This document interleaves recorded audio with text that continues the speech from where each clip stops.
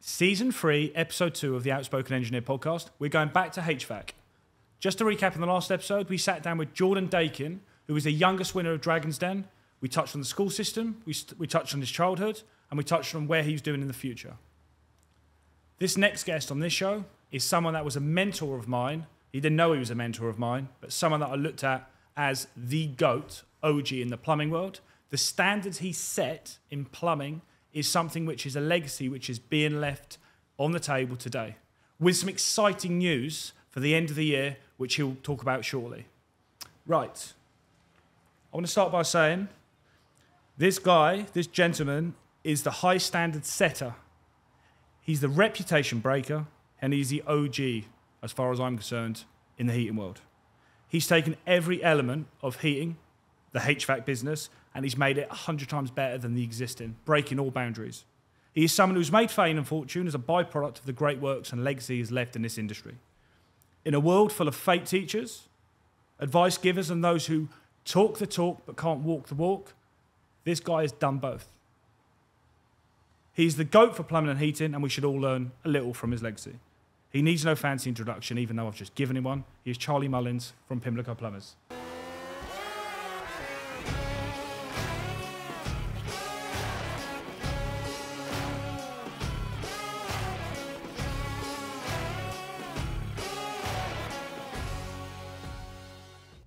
The Hi. founder. Nice to meet you, Charlie. And you, Jacob? Right, Charlie, I want to jump straight into question one, because I think it'll basically give the start of how you've created what you've created. I'm in your class in school in year 9. Who was Charlie Mullins in school?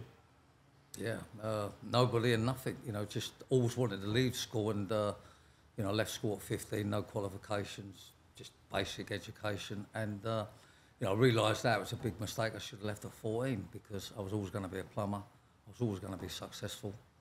And, the quicker you do something rather than just wasting time at school. So that was my take on it. And, immediately I left school, I was apprentice plumber.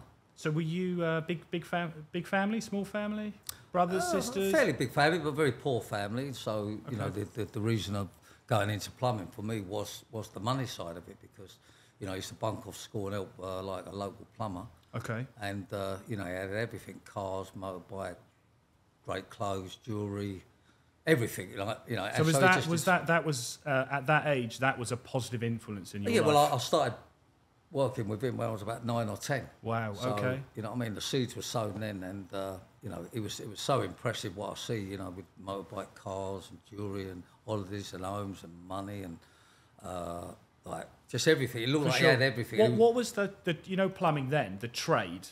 What was the trade seen as?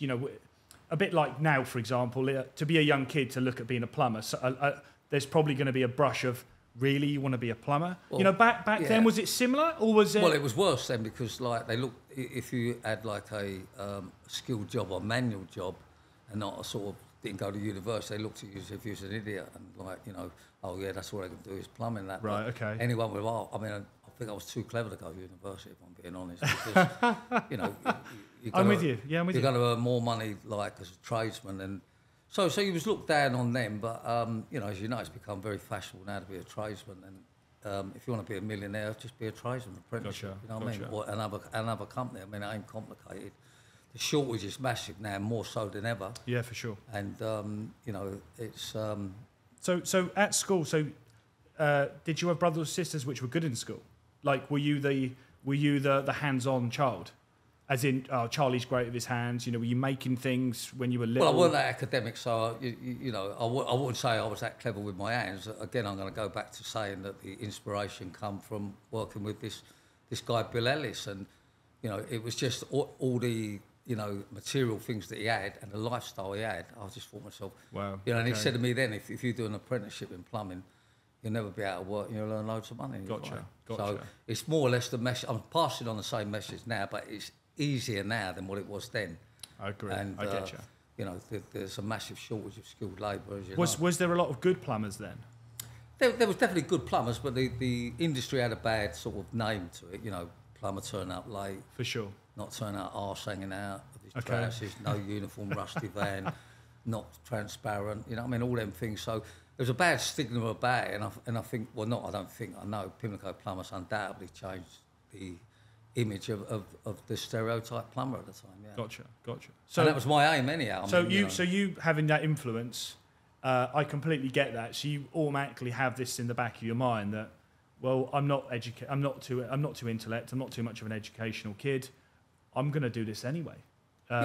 You're going to look at you because you're going to follow in the footsteps of this guy. Exactly. I mean, we all learn from somebody, and friends. Did you have obviously you remember like growing up like friends? Did you like what were your friend groups like? Was it you were like you were the kids in the estate playing out, or were you in the naughty kid group? Were you the naughty kid, or were you? I would say I was like just like anybody else. You know what I mean? Definitely not a saint, that's for sure. Okay. But I think the fact that I used to work a lot, like loads of different jobs at the time. Yeah. My interest was making money. Gotcha. And I say to everybody like with this Bill Ellis, if he'd have been a bank robber, I'd have been a bank robber because it was just the inspiration. I'm with you. The seeds were sown kind of thing. So, as I say, we look at something or someone and think that like. Hopefully, what you're doing today, Is he was he a family friend? As in, were your parents trustworthy of him, or just someone you knew? I was trustworthy. I mean, you wouldn't want to cross him. Okay. But yeah, no, he was a trustworthy guy. But so he was undoubtedly. Mr. Bill Ellis was the gentleman that basically paved your way at such a young age. Yeah, for sure on that. I mean, and as I say, if he'd been a bank robber, I've been a bank robber. Well, thank heavens he wasn't. Yeah, no, of course, I'm not a good bank robber, I'm sure, but so growing up, so childhood, so were you sporty? Because I know you like to hit a bag. Yeah, hit a bag. A punch bag, may I just confirm that? Yeah, a lot. My passion was boxing. Okay. I started boxing at 15, finished at 21 with. Did you do the amateurs? Did you do amateurs, or was it more training, or? No, amateurs. You got well into it. Yeah, and unfortunately, I had a head injury about 2021, and then they put a block on you. So, obviously, I was going to go pro and all the bits, and that was my passion. Oh wow! So you were a keen boxer. Well, yeah. I mean, I think anything that I'm going to do. I mean, you say about sports and that was the only one that really interested me. So you gave the boxing almost the same attitude and approach as you did the work. Yeah. So where'd that come from? Was it from Mr. Bill Ellis? Well, again, I think it comes from like your background of how you're brought up. If you've never had nothing and you want to get something, you've got to go out and make it happen, haven't you? And in boxing, you don't get nothing for coming second. You know what I mean? No, for sure. So were your parents supportive? Were they? Charlie's just going to do his own thing. He's going to, No, not at all, because they're very working class, and I think back then, when you've got a poor background, people don't really look at you achieving anything. You know what I mean? Yeah. So one thing that is clear is, and that's what we get that with a lot of people that come to this country from abroad, they have a fight in them because they have nothing, and with having nothing, it's a fire which a lot of people can't compete with. I think Marvin Hagler said it. The boxer. Yeah. It's very hard to get out of bed when you're sleeping in silk sheets. That's right. And if you at a young age. That's it, because I think the odds are against you if you come from a poor background, because you don't have a great education. You don't necessarily sort of feel overconfident because of you're walking out about scruffy or rough, and so the odds are against you already. It's not a level playing field out there, and you have two choices. You just stay as normal working, and that does you, or you want to step it up and be the best at it and do well out of it. And as I've said many times, like the reward that we know money ain't everything, but it it opens lots of doors and it gives you a great life. Yeah, for sure. There's definitely freedom with it. Undoubtedly. I mean, doors it does open, and I could have dreamed of Eric wound up at the Embry Salt, and and I think that's a great sort of thing that I can prove that I started from a van with 35 quid van as a plumber, and sold. Is that what it was? 35 quid van. Yeah. What was it? Do you remember? What, do you remember the van or not? Like, I think it was an Austin. What were you originally called? Because you couldn't have been what were you originally called? Was it Charlie Mullins Limited? Or yeah, no. When you first started. Well, when I was apprentice, so I finished at 19 the apprenticeship, couldn't wait, and then went self-employed straight away. Already was building up a customer base as an apprentice. And, I probably went under my own name at the time, and then messed about with another little company name and messed about. And then all of a sudden, I was working in the Pimlico area, and was working for Pimlico Properties, doing some of their work, and it just came natural. People started calling me the Pimlico Plumber, because I didn't move out of the area. And then, he offered me a room in the basement, and at the time I remember thinking, God, what's a plumber want a room for? I don't get it. Yeah. You know what I mean? Even now I like struggle to think, and then, you know, you've got to be a chance taker. You've got to have some drive and enthusiasm, and I'm thinking, you know, he keeps on about this room, and I'll have it, but I'm going to just leave stuff in it, and then all of a sudden it starts to click. You took the room? Yeah, so I rented one room off him, and then the second one, then the third, then I bought the lease off him, and then, you know, we eventually moved or bought a 30,000 square foot building. Wow. But to start with, you know, one of the things I regret is that I didn't think big enough at the time. You tend to... Oh, really? Well, I mean, look at it now. I mean, we had... When the the size of Pimlico Plumbers, I would say, are you sure? I think that's... Oh, you were pretty big. You think you could have got bigger? Well, it could have been bigger, yeah. I mean, we was turning over 50 mil, and we was employing about 450 people. And I look back now, and I could have had that double the amount of everything. But, you know, you don't realise what you can achieve until you really have done it, kind of thing. And, you know, if I started at that end with the van, 35 quid, we sold it near enough 150 mil.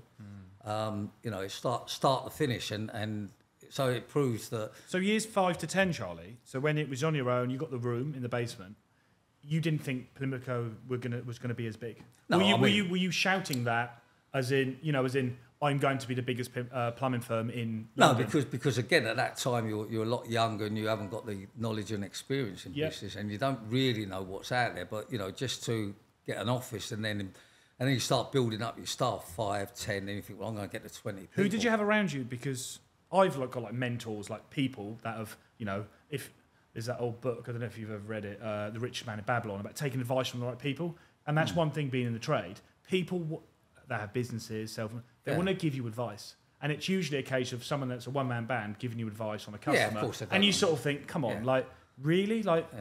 So, but... Surely you've not done it all on your own. You've come across... I've done it on my own, but what I mean, I don't listen to people, you know what I mean? Because everyone would be a millionaire, wouldn't they, if they was right? So as soon as I got all these busybodies telling me, do this, do that, I just don't listen to them. So were you did you learn from your mistakes? As in, you took on a few bad hires, you took a step forward, all right, that was a rotten egg. Well, take a step back, step forward, and you've just, gradually... Well, I think it's gone sort of gradually, but, you know, as you talk to various different people that may be in business, and you know, I'm a great one, that I'll pick something up. If we walk in a room, I'm going to pick up an idea. And for sure. You've got the savviness, and you've got the common sense, and you've got the film Jerry Maguire, Quan, the thing that a lot of people don't have. Because you could have 20, it's the willing to do whatever it takes, kind of like... That's it. I mean, look... You can't breed that. People say you can learn it. Personally, I don't. No. I know lots of plumbers that are in their late 60s, early 70s that have been in business for 10 to 15 years, but they've not done a Pimlico, so it's... No, well, it's, a lot of people forget it's obviously a lot of hard work, and, you know, I always think that, if someone's, gets success from nothing, then often something goes on the way, so it might be your health, your money, your family, your friends, divorces, you know what I mean? You've seen it, obviously. Well, yeah, of course you've seen it. You know what I mean? But that's sort of part of it. I mean... if you've put everything into it, then, there's obviously something's going to give trying to think. But, I look back on it now and it's a great achievement. And even though I think I learnt from Bill, I've obviously got common sense, and a lot of people just ain't got the common sense or the drive or the enthusiasm or the will or the knowledge or customer service. It's a complete package, I think. I'm not saying I've got that, but... I'm sort of clever enough to know that you can buy brains, you know what I mean? You get someone to sit on a computer and mess about all day, get someone to... So that would be the employing someone smarter than you to do the things that you don't really want to be doing. I wouldn't say it was smarter than me, but I'd say that they're better at that job than what I would be. Okay. And so you learn to... I mean, the way for anybody to go forward in business is to employ people. Yeah. And the unfortunate thing about employing people is it's the worst thing in business, but it's also the best, as you would know. I feel it. So you dread employing people, but without them, it's like me. I think we had how many staff at the end? Did I say 450 or something? You know what I mean? And you've got to go through some bad people to get the decent ones, and to appreciate the good ones. But people ask me a straightforward question: how can I upscale my business? Simple: employ people. Yeah. Okay. It's a simple, and they already know the answer. Because they're already saying to you, the problem is I've got 5, 6 people, I don't really want to get any bigger and I don't want to do this. Okay, we'll stay. There's that, I still feel that now, and it goes back to that fear of growth, and you looking back now saying, well, actually, I could have been bigger. Yeah. You sort of almost doubt yourself, but if you want to be the biggest, you kind of have to take them on. But there's always that pull.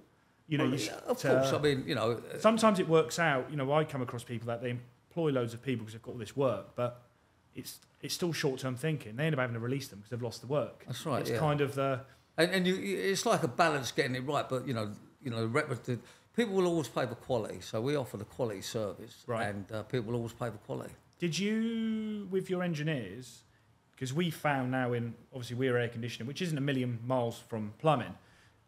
We find it harder to employ people with the skills than ever. And secondly, we actually find it easier to just recruit within, apprentice, improver, because they're the subcool way.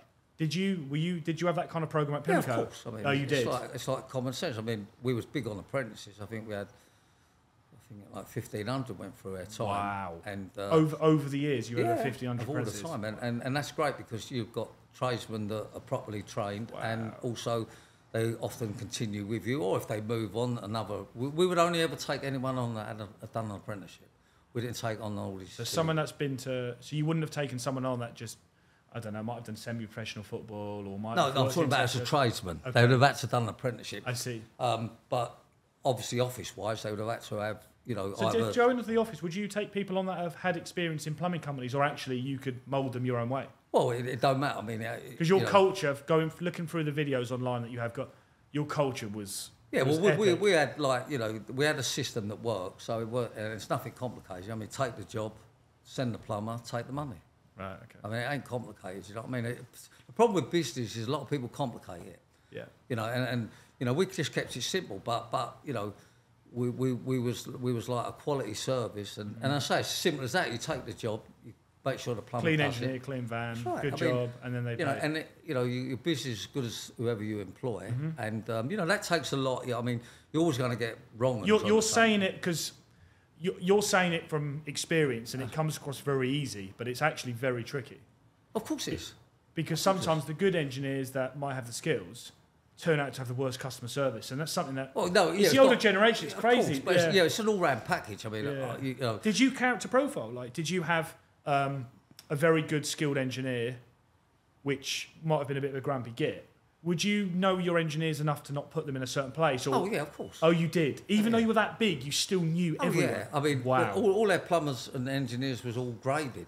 So top row is top plumber. So was that on show to the plumbers? Sorry? Could the plumbers see that? Well, it was in their call centre, but they would be aware of it, so they're all looking to get up the top row. Top row used to get a newer van, a better plumbing-related number plate. Interesting. And then, you wouldn't send the top guy up the top row to go and do a tap washer, and you wouldn't send the guy on the bottom row. So that helped the office, and it helped the engineers. Well, yeah, you strive. And then that's awesome. You've got to marry the engineer up with the type of customer, the type of area. You know what I mean? So your people knew that.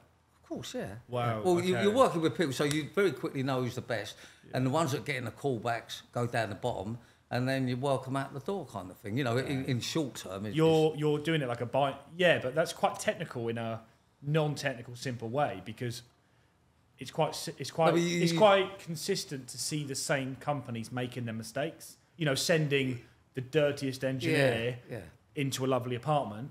And then wondering why the callback is, the leak's fixed, but he's left mud all over my carpet. Again, I'm saying we had a system, and it was something how I used to work. Like, you'd go there, make sure you're tidy, make sure you're on time, make sure you're transparent, make sure you tidy up, and so all that. So we had like. So you made that yourself, almost, because, if you were born into royalty or you were born silver spooned, it would be quite easy for you to have that high standard. Yeah. So where's that standard come from? Well, like within yourself, has it been from callbacks or learning from others' mistakes? Not from callbacks. I just quickly learned that people, if you do to do it the right way is the best way. Mm-hmm.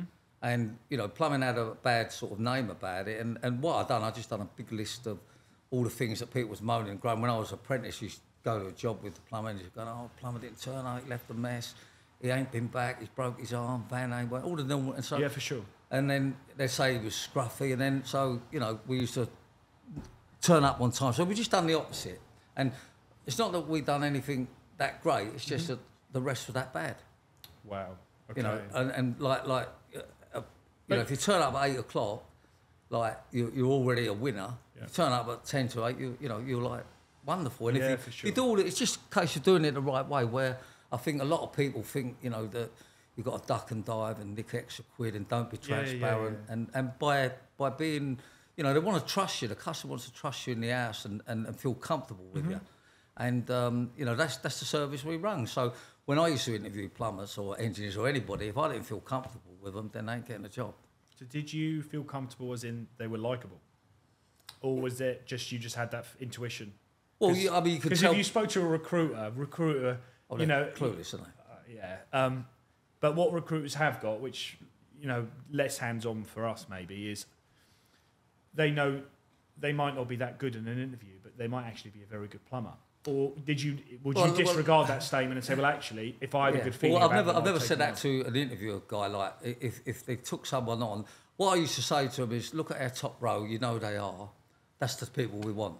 So if they wouldn't take on a guy with like tattoos all over his face and earrings coming out and all that, and there's a certain age. But one time we didn't take on skilled tradesmen until they was at least 25, because the younger ones were not so much sort of wanted to concentrate on it or on the ball so much. And then that changed because all of a sudden, you know, it become trendy to be a plumber, it become trendy to, you know, talk about a nice car. For sure. You know, one time it was all hidden, so we took on older people.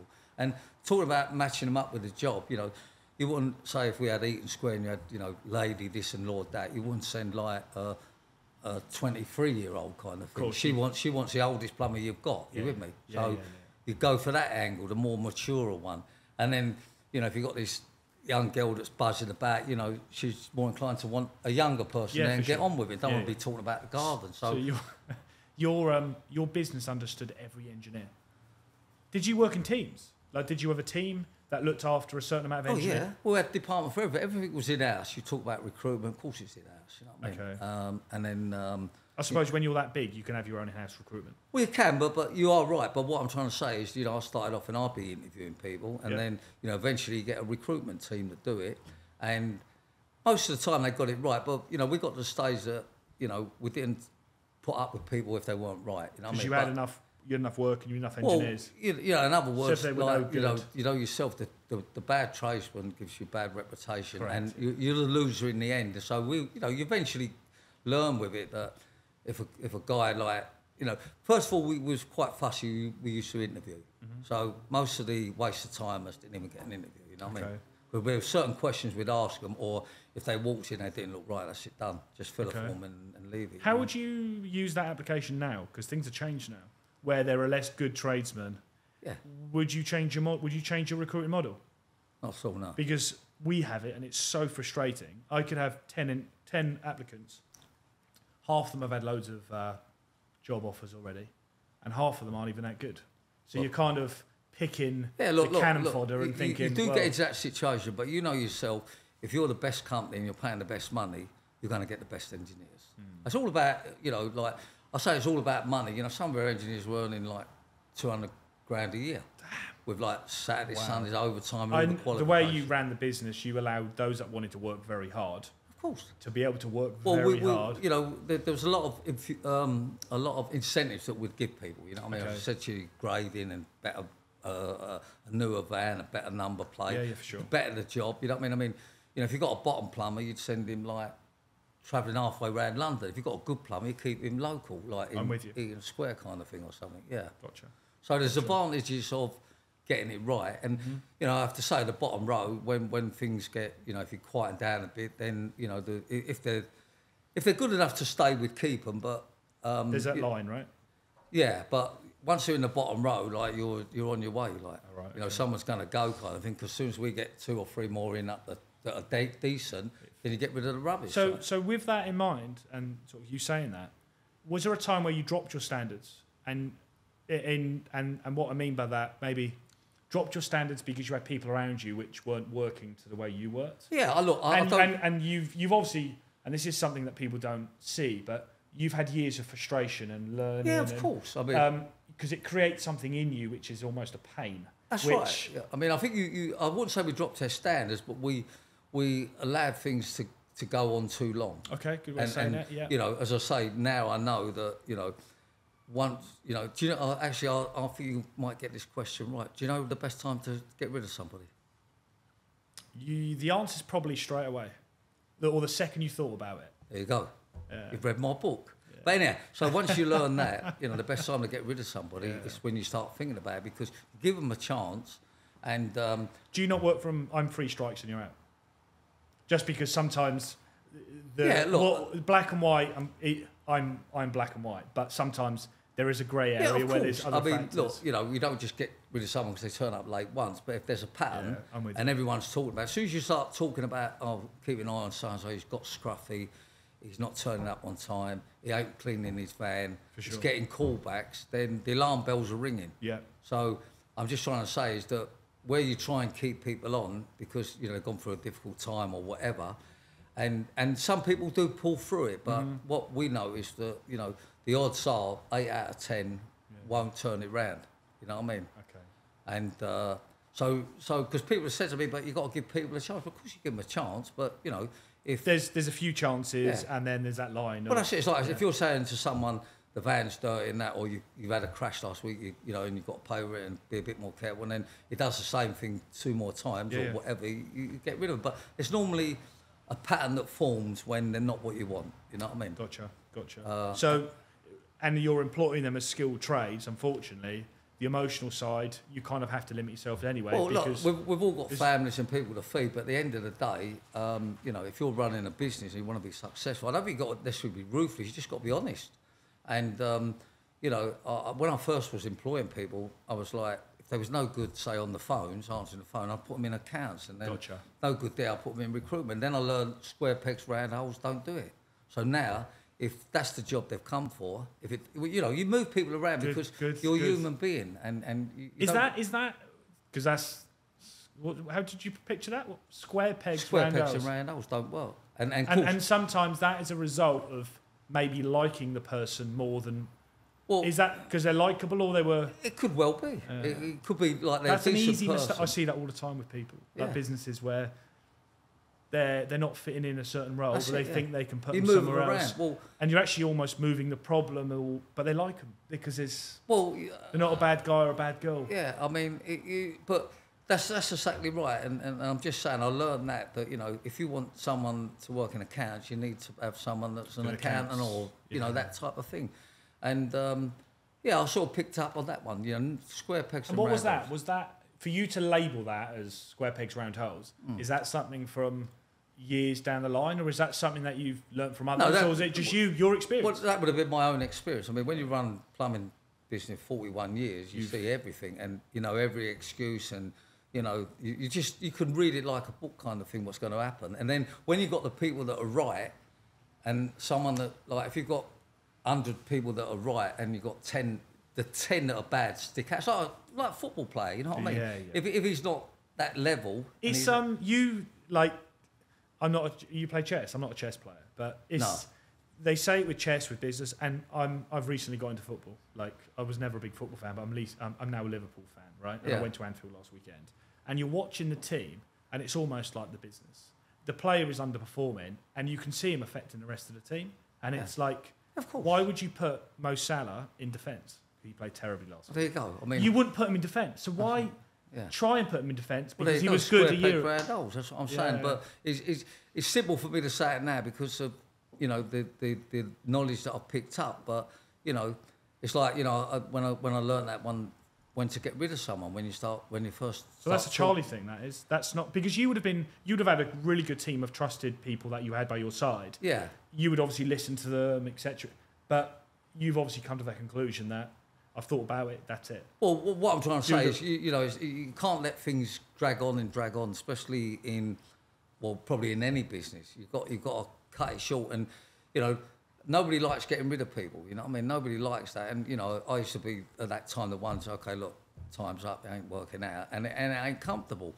And then when we got like a manager that would do that, he was like, just straighten it. All right, look, too many mess ups, you're done. And so, again, I'm not saying you pass the dirty work on to someone, but, I don't necessarily need to be getting rid of someone. Someone rang me up, like, from the call centre and went, so-and-so, this again. I go, so well, he's got to go. Gotcha. And then someone else might be getting rid of him. But, you know, it weren't a case of yeah, because on like face value, you say it and people think, what? That's ruthless. You can't be like... But the reality is you know. You've already given them chances and you know, you can tell. And the rest of your team, or engineers, you know, plumbers, they will know. Like, they'll know. If you were to sit them all, your top side down and say, this guy's going, because they're going to go, of course, he's terrible. Well, that's it. I mean, you know, when you've got a good team anyhow, top people, they tend to, you know, they might say, cool, like, I went on a job the other week and one of our plumbers had gone, and they mention his name and say, look, he's left it, he didn't do this right. Well, you know, the alarm bells start ringing. So, you know, the engineer don't want to be following other engineers around. And, you know, so it just all sort of, you know, it's all about sort of, you know, the old package, turning up on time, how you look. Yeah. What, you know, even as far as engineers ringing in on the phone, you get some sloppy... Can't even talk like him. Yeah, going, and I'll say to someone, didn't employ him like, you know what I mean? So no, it is. It's a fact. I mean, you know, people. It's amazing. I'm laughing because it's the sort of thing that I see, and because you've been through it, no one will really ever know because you're trying to maintain the standard. If you run a business with no standards, a plumbing firm with no standards, you will never understand the person ringing up slopping. You will just accept it. You'll accept this. You'll accept it. You know, so, and then you get a smart engineer who goes, right, it's Jim, I'm in West 9, we had a marked up, I finished the job, and boom, it's simple. You get another, for sure. And like, you know, but, you know, I'm not saying that everybody, you know, was that good that we had, but you obviously got different levels of people. But, you know, some of these people are brain dead, they're out there, you know what I mean? Yeah. You know, I've often walked in the building and the engineer's paying in, and he's like slomming all over the place, really? like that. And I'm saying to the people, who took him on then? You know what I mean? And then I'll go over there, like, and I think to myself, God, you know. So when you were that stage, Charlie, obviously all stages are in where you were with Pimlico towards the end. If you were to see that, would you still intervene? Well, I'd just tell someone he's got to go. Right. You know, like if you. What about that slouching scenario? Would you still listen? You need to get up. You know, how dare you slouch on myself? Is it or? Well, what I'm trying to say is you know. Because that is still a frustration to the standard, because it's although you're not in a customer's property, it's still a lack of... Yeah, well, you know, you often see a plumber that's a lot scruffier than another one, and someone crap on the windscreen. That's the biggest, biggest thing. What you say? You know, on the windscreen, you know, half of their bookshelf, you know, But we had like quality control managers going round, so we had the standards, and I say if an engineer weren't properly in uniform or he was getting scruffy or the van was dirty, he'd be told, then he'd be told again. Were they in the office? Were they office workers or were they out on the tools as well? Oh, no, there was like an office worker, but like a quality control manager. So chance I was an ex-plumber. Interesting. But, you know, if you've got a system to follow, and I say, it weren't that we was doing anything over clever, we was just doing it right, you know what I mean? And, you know, if that's you know, when you take these people on, if that's your policy, then, you know, that's the rules and regs. For sure. And if they don't like it, they have to go somewhere else. Like, and as I say, you know, the fact that we was a top company paying top money, you know, you expected more. Well, you'd expect the best, and that come with the territory of more money. Of course, yeah. Okay. Completely changing the conversation now, because I know you're quite outspoken. You've got an opinion which is valued in terms of common sense and real life. I definitely think it is. I've had this conversation with so many business owners, off the cuff, you know, general conversation, where kids don't want to be tradesmen anymore. They're too lazy, they're obsessed with their phones, they don't want to work. And then it usually goes on to a country thing. This country's going down the pan because nobody wants to. I look at it as a school system. So the question I've got for you is, do you think the school system has a large part to play with discipline, high standards? And as with parents, do you think parents are relying on the schools to produce good working kids? Yeah, well, look, I think you know the answer, of course. You know, because there's plus sides, because the school system, I suppose, when you were younger, was probably there was no in between. It was either you were good or bad. Yeah, but that's it. I mean, look, obviously we rely on the schools and you know, to bring them to a certain standard, and obviously standards of schools have dropped. You know what I mean? But you know, I personally wouldn't worry too much about in school, because when you leave school is when you get educated in the workplace. Right, and, okay. You know, it's a dead simple system, if I'm being honest. All they need to do at school is promote apprenticeships. And you know, I've spoken to like a few Prime Ministers about this that we've had, is that what we need is a government-funded apprenticeship scheme. So when you leave school, you either go university with a certain percentage. Yeah, okay. You've got a job, or you go into a government-funded apprenticeship scheme. Sure. Problem solved. Gets rid of the skill shortage, gets rid of like crime on the street, gets rid of the shortage of tradesmen, gets rid of youth unemployment. But do you think that makes people want to work? As in, does it make the kids want to... Because you can still have a child that has no interest in plumbing. Well, of course, you know, I don't necessarily have got to be plumbing, but it's just got to be an apprenticeship that ties you in.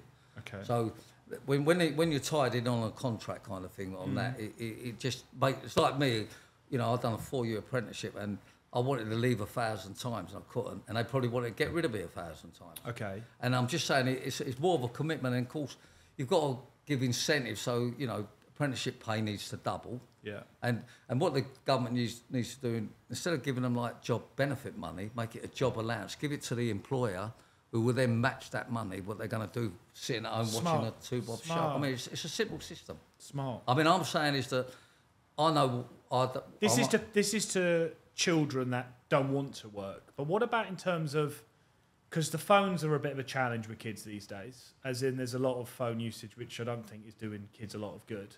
But there is also seems to be a culture in some schools, not all of them, of accepting being 1,000th in the race, you know, and speaking to you, which you want to be number one. Yeah. Okay, number one isn't for everyone, you know. That's right. Second, third, and fourth is actually sometimes very good, but there seems to be being last is good enough. As long as you're doing something, that's okay. Where do you sit with that? As in, look, you know, I sort of know. I know what you're saying, but I'm saying anybody could change. You know what I mean? I mean, I remember once we worked with Princess Trust, like, and we'd have a group of kids come round the thing, and they've often come from bad backgrounds and difficult or rough estates, etc. And the first thing when I'm talking to them or was showing them the tour, and their eyes light up of, you know, they're not scared. You know, they're scared of the workplace till they go in it, and then.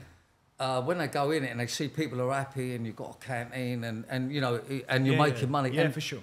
And then what the kids used to ask, the 2 first questions always was like, do you really drive a Bentley? And the answer is yeah, there it is over there, kind of thing. You've already done the tour. And then the next question is, do you really earn £1 million? And the answer at that time was yes. You know, and they're in awe of it. And you know, so I realised... that would be you being their Bill Ellis. That's exactly.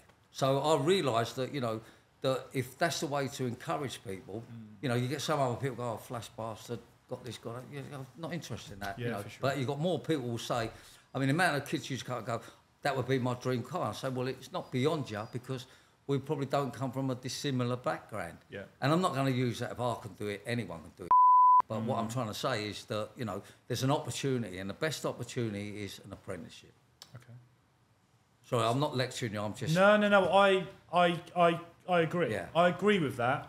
I don't think it answers the full question with if you have parents which unfortunately are of lazy descent, which unfortunately paints the child, because putting them into an apprenticeship could be like them working in Tesco stacking shelves because they're going through the motion. Yeah, but I'm talking... But it does open... it opens... Because the apprenticeship door is very difficult. I know it, yeah, but... With the apprentices that we take on, it'd be an honour to take on 1,500 for the next 10 to 20 years. But there's nothing straightforward in the apprenticeship scheme. If anything, we have to do things backwards. Well, I know what you're saying, but that's why I'm saying they've got to simplify it. They've got to encourage youngsters to do an apprenticeship. Yeah. And they've got to be able to see the end result. And I'm saying is by, you know, we used to send some of our Pimlico Plumbers to the schools on career day, and he'd go there like with lovely clothes and his motorbike and his lovely car, and he'd talk to the kids, and all of a sudden they want to be a plumber. So that, you know, you've also got to let people see what, you know, a plumber, where it's leading to. The end goal, the end goal kind of thing. But of course, it's like when Bill Ellis said to me, I knew the end goal because I'm thinking all I've got to do is copy Bill, you know what I mean? But not everybody would. And I think when they used to come to the building and see engineers and like happy and and sort of other things within the building, a lovely workplace, and then we're giving them like not alcohol, obviously drinks and food, and all of a sudden, you know, of that group that's there, half of them immediately would want to come and be a plumber. I see. Guaranteed. And I was going to tell you about an occasion. There was once when a copper rang me up, and he was looking after a kid on the Princess Trust, and it was a right sort of bit of a tearaway kind of thing, and he said, "Would you give him some work experience?" Okay. And I think he'd anyhow, we took him on for about 2 weeks, and we changed him within 2 weeks, right? So I'm saying is, if we've done that with that difficult kid, then it can happen with anybody. I'm not saying, you know, look, don't get me wrong, I put a lot into it for 2 weeks, and I explained to him, and we really looked after him. If that was the case with 100 kids and 10 of them were then skilled tradesmen, you're doing more than what's happening now. Well, you do without more, having that scheme. But it wouldn't be just. It'd be the other way around. 90% will get it right, and 10% won't. Because when you start putting someone in the workplace and giving them incentives and giving them, they're part of society. I mean, look, when all the youngsters get in trouble, the first thing they say is, "I've got nothing to do. I ain't got a job. Got no future. Yeah. Mum and dad don't go work. You know what I mean? Working at home." And all that, and so they've got no one to look up to, and if you can explain to someone, like I said, Bill said to me, he said, "You'll never be out of work and you'll earn loads of money." And I could literally say to people now, you want to become a skilled tradesman, open your own company, you'll be a millionaire. So it brings with the apprenticeship, it brings them structure. There is discipline, of course, and there is the end goal. Of course, I mean, but you have to, you know, I'm saying it as if it's natural. You're right. But to me, when I see this Bill Ellis, you know, all I've done was done it the right way, and then I'm thinking, you know, then you pick up tips on your way, and you know, if I'd done it 50, 60 years ago, or 55 years, or whatever years ago, then I think it was difficult then than now, because it's more acceptable now to be successful. Everyone wants to be an entrepreneur or be successful. Do you not think that makes it more difficult now? Because for me, I started 8 years ago. I'd think it'd be more difficult to start up now doing what we do, because there's so many people almost doing what you're doing. They're not me and they're not you, but... I don't think it'd be more difficult. Look, yes, there's a shortage of tradesmen, right, and people have got different work ethics today. But, you know, I still believe that, you know, that you can get the right people, pay the right money and do the quality job. People will always pay for quality. But, you know, certain things are more difficult, certain things are easier. The fact that a lot of people can see podcasts like this, they can see TV programmes that, you know, are encouraging. So there's people. more information out there. That's what I'm saying. It's more able to see the people at the top they could see and like have that Bill Ellis. Like the Alan Sugar or Alfie Best or Charlie Mullins for sure. You know, and I think that's more encouraging. I mean, look, put it like this: most people that see or speak to me or they've read the story, they're sort of following it kind of thing in one way or the other. And, you know, I've had many kids go, "I want to be the next Charlie Mullins." That's great. There's nothing wrong with that at all. And you know, I hear other people go, you know, all I want to do is, you know, I really want to buy that. Well, you could do that, you know what I mean? Yeah. You know, it doesn't take long to convince somebody, but if it starts at school level, you know, you've got these teachers that have gone to university, so what are they going to be telling them? You've got to be university, you've got to be, you know, they're not interested in the trade. They don't see the benefit of it. But, you know, if you had half a brain, you know, why sit in university? You know, all the waste of time. Why not go out? You can do a McDonald's university. You know, there was a university course from David Beckham years ago. Yeah. But you're paying off debt for some time, aren't you? Yeah, I mean, we used to, like, when someone come in with a university degree, they've got less chance of getting a job than someone without. So we would go on experience. So if someone walks in and says, "I've worked A, B, C, and D," not like moving around, and a guy from university like can't cross the road on his own comes in, then he wouldn't get the job kind of thing just because you've got a degree. We need someone with, like, you know, there's no substitute for experience. Yeah. And, you know, you've got to go by the enthusiasm driving a person. And I'm not knocking everyone that goes to university, but, you know, half of them like can't cross the road on their own. The other half can't do their shoelace up. So where if you've got someone who walks in that's already worked kind of thing, then he's got a better. But you can tell by someone, just like when they say the kids are on the phone all day and they're doing this. Yeah, of course, but you can change people, and the way to change them is to get them a job, get them in a job. Okay. And you know, it don't matter who's. I mean, I always remember this from the cop, and I thought to myself, and he went, "You've changed this kid's life in 2 weeks, right?" And I'm thinking, okay, so if you had this system where, you know, the youngsters are going straight into it and they can see the end result, then all you got to look. That youngster, I will use the word care though, because you obviously cared and spent enough time with him to get. But which, you know, which I suppose with the apprenticeship, if it works both ways, where there is a grant or something for government to the business, there is automatically a forced relationship between employer and employee to care for them. Well, when I say what I'm trying to say is, I didn't get. I put myself out a little bit more because I knew that, you know, we only had 2 weeks, and you know, and when the copper said to me, "You've changed him," he now wants to be a tradesman, and the other day he was a thief, like, you know what I mean, or whatever, you know what I mean, and I'm thinking, how difficult is it then? Yeah.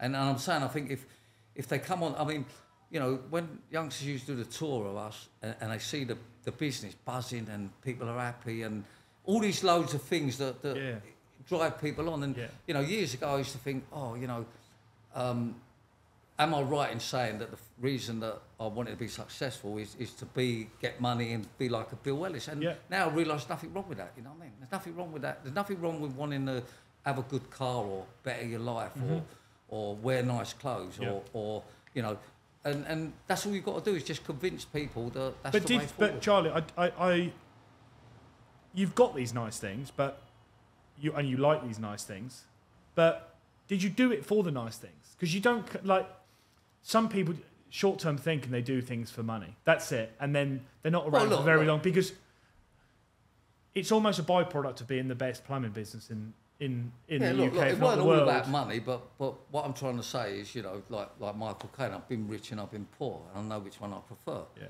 And you know, I wasn't obviously all about money, but you know, I had a family, and you know, you want to get out of like rented accommodation, you want to buy an house, and once you get things moving, like you can see the end goal. You know what I mean? Or not where you're going to wind up, or where you want to wind up, and you know, you're in, say, a £10 million penthouse now in London, right? So, you know, the fact that was it's not so bad. That's not bad for being a plumber, Charlie. It's not bad at all. Well, I'm saying, look, you know, I'm over the moon with it, and a lot of other people have benefited from my success. Like, you know, they've bought houses. Again, 1,500 apprentices over the years. Like, there are, if they're still doing it, 1,500 plumbers that you've trained. People that you've trained to now. No doubt some have gone by the wayside, but they've got the Pimlico way kind of thing. Yeah. But lots of other tradesmen benefited. You know, they'd be on the company, it's a good company, got good wages, always busy, nice atmosphere, and you know, they'd be buying houses and they'd be having a nice life. So it's not all about what you achieve out of it, because you know, I'm a great one for saying that anyone works for you, you've got to incentivise them. So we used to have a gym, we used to have like head massage for the office staff. In the office? In the office, gym? Yeah. Oh, did you really? Yeah. Sorry, head massage? Well, we used to have a massage lady come in, so you get a back and head massage if you was office staff. Okay. And then we used to have subsidised canteen, roof garden, barbecue on the roof in the lunch times. Wow. Then we used to do great Christmas party, couple of boat parties during the thing, do a lot of things for charity. And so this was the transition when you bought this really big, because I've touched on it in your book and I've seen you speak about it publicly online, where the place you bought, it was like, wow, this is way too big. Well, it's way too big, yeah. But you filled it. But we sort of grew into it, and often that's not the way you do it, kind of thing. You normally. Would you recommend doing that? Well, it worked for me. You know, I mean, you know, all I can say, you know, like as I'm talking here, what the system I've done worked for us, and you know, us getting a bigger building worked for me. It might not work for someone else, but you know, I had this big building, and I'm thinking, you know, and I think we had a few sitting tenants, like, and people are saying to me, oh, you know, it's so difficult to get rid of them. Easy, you know what I mean? It's simple, you know what I mean? All I'm trying to say is there was people, and they weren't on a proper lease or something, and I've got them on they were just paying cash, and I got them on a proper lease, and then the lease says in a year's time, your money, rent's going up, and you know, there've been a geezer there for years, like running like fancy cars, and someone said, you'll never get him out. I said, easy, you know what I mean? Simple as anything. So you follow the system, the lease, and also he came up with me one day and he said, I'm going to have to move, I can't afford it. Well, that's a shock, isn't it? Could have told him that 2 years ago, kind of thing. But I'm just trying to say is that Okay. You know, you have to have a system to follow. Yeah. Okay. And if you do it the right way, then that's the best way. Okay. Nice. Going back on that school, on the school thing, I'll just come out with a solid question. I'm going to take a deep breath.